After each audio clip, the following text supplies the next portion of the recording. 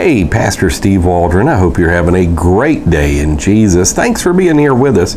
We're taking a journey through the book of Genesis. We're already on lesson 81. We're starting Genesis 40. And Joseph's man of dreams. Now we come to a couple of Pharaoh's servants, a butler and a baker, that are going to have some dreams with radically different outcomes. And then a little later, we're going to have Pharaoh himself with a couple dreams. Let's get started. Thanks for being here. We're in Genesis chapter 40, again, lesson 81. Check out our other journey through Genesis. And if you're interested in Romans, we've done the entire book of Romans, verse by verse. And also Proverbs, a book of wisdom, and Matthew, the first gospel. And so let's get started. It came to pass, this is verse 1 of Genesis 40, after these things, that the butler of the king of Egypt and his baker had offended their lord, the king of Egypt. Now, we really be very difficult to assess exactly how trusted these positions were. A butler, like Nehemiah was the wine taster, the drink taster for a king, could poison, could allow people to come in and hurt, had access to the king. So he could either poison himself, have other people poison, or allow assassins to come in and assassinate. Baker, same thing. We have people that work for the prison community here in the Albany area. And, they talk about sometimes people smuggle things in, and there'll be a bust, there'll be a raid, and the state will come and can grab these people. So Baker could poison, even inadvertently cook something that was bad or something like that, use something like in Elisha's time, there's death in the pot, or have somebody else poison while he just turns his head. So again, these trusted positions, somehow they had offended Pharaoh. Pharaoh's basically a euphemism for king. You could go a little deeper into the etymology of that though. Verse 2, and Pharaoh was wroth, or really mad, against two of his officers, against the chief of the butlers and against the chief of the bakers. So there was a multiplicity of butlers and bakers. He was mad at the chief. This is what happened, verse 3, and he put them in ward, providentially, in the house of the captain of the guard, Potiphar, and to the prison, the place where Joseph was bound. So Joseph, the captain of the guard, Potiphar, so the prison was actually kind of in his house. And you find that in Jeremiah as well, the prison being located in a unique place. Verse 4, and the captain of the guard charged Joseph, just told him with them, and he served them, and they continue to seize it and ward. So Joseph, just an amazing person. When he's sold into slavery, he just becomes a chief steward of the house. Potiphar didn't even think about what was in his household. So then when he gets put in jail, the captain of the jail's just like, okay, just do whatever. It's because he was so faithful. So charged Joseph with them, gave him a charge, said this is what you need to do. And he served them, and they continue to seize and ward. So Joseph is about as low on the rung as you can get. He's a servant of prisoners. He's a servant of prisoners. Verse 5, you'll notice a little pilcrow if you've got a King James Bible, just means it's a different paragraph. And they dreamed a dream, both of them, each man in his dream in one night, each man according to the interpretation of his dream, the butler and the baker of the king of Egypt, which were bound in the prison. Now notice, king of Egypt, Pharaoh, kind of used,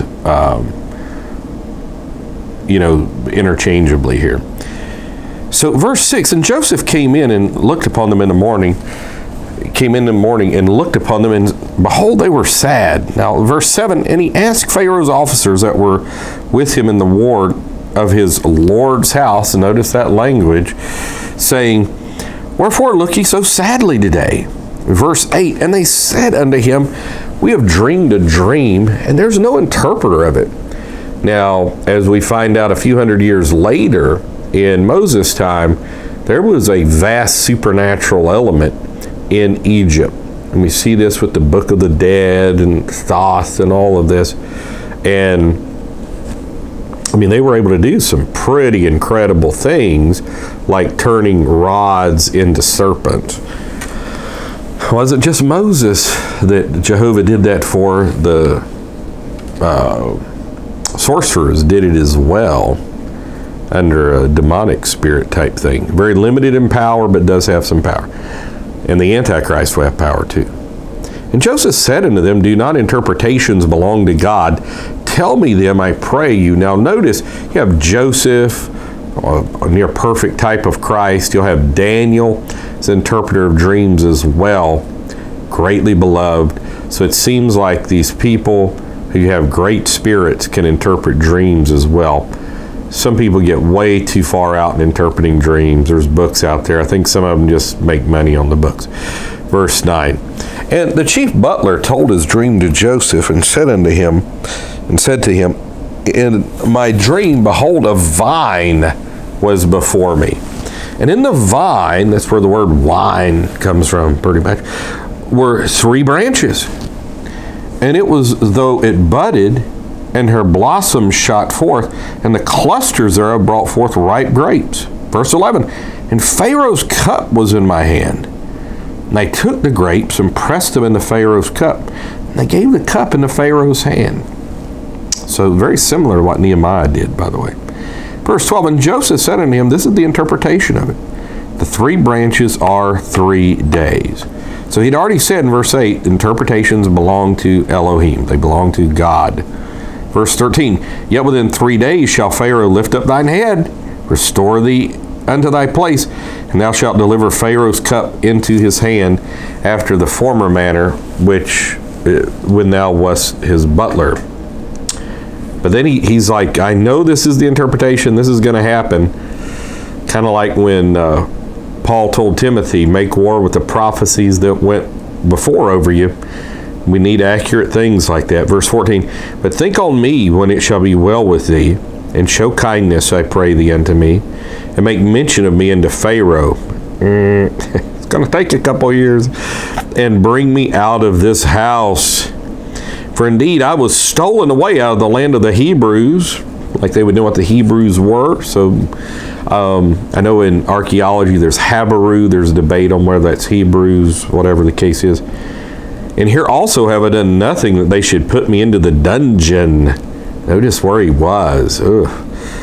Verse 16, when the chief baker saw that the interpretation was good, he said unto Joseph, I also was in my dream, and behold, I had 3 white baskets on my head. So 3 days, I'm out of here.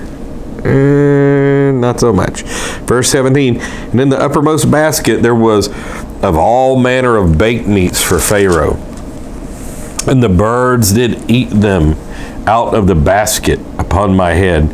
And Joseph answered and said, and I love his honesty here, this is the interpretation there of the 3 baskets, are 3 days. Yet within 3 days shall Pharaoh lift up thy head from off thee, and shall hang thee on a tree. The gallows have been around for at least 4,000 years.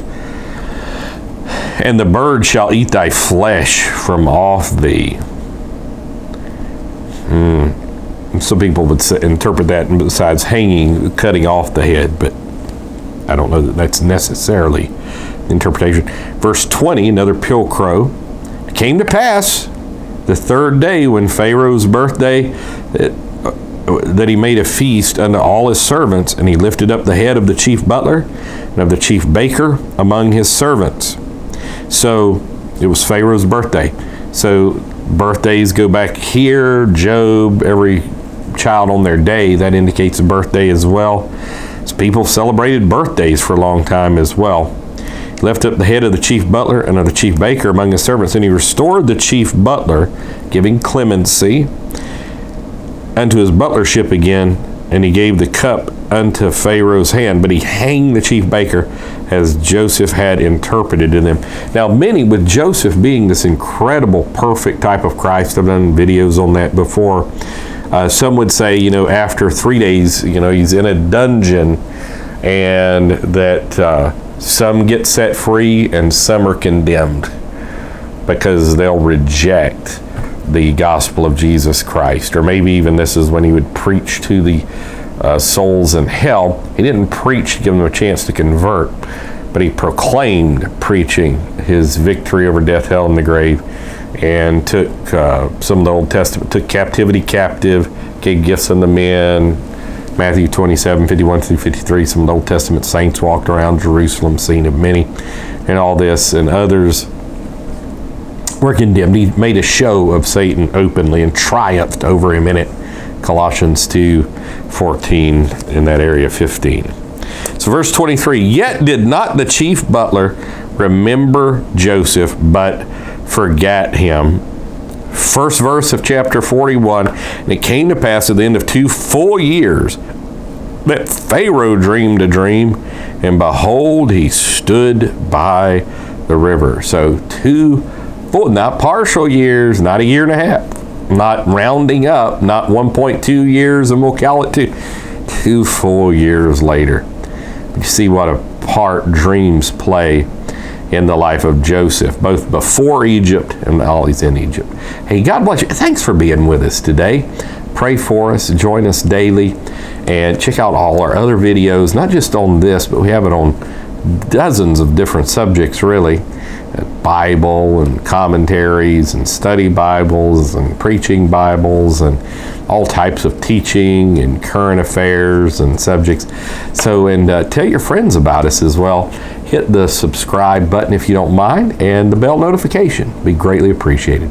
God bless. Talk with you later. Also, we also have our church services on here, at least the preaching and teaching part. God bless. Bye-bye.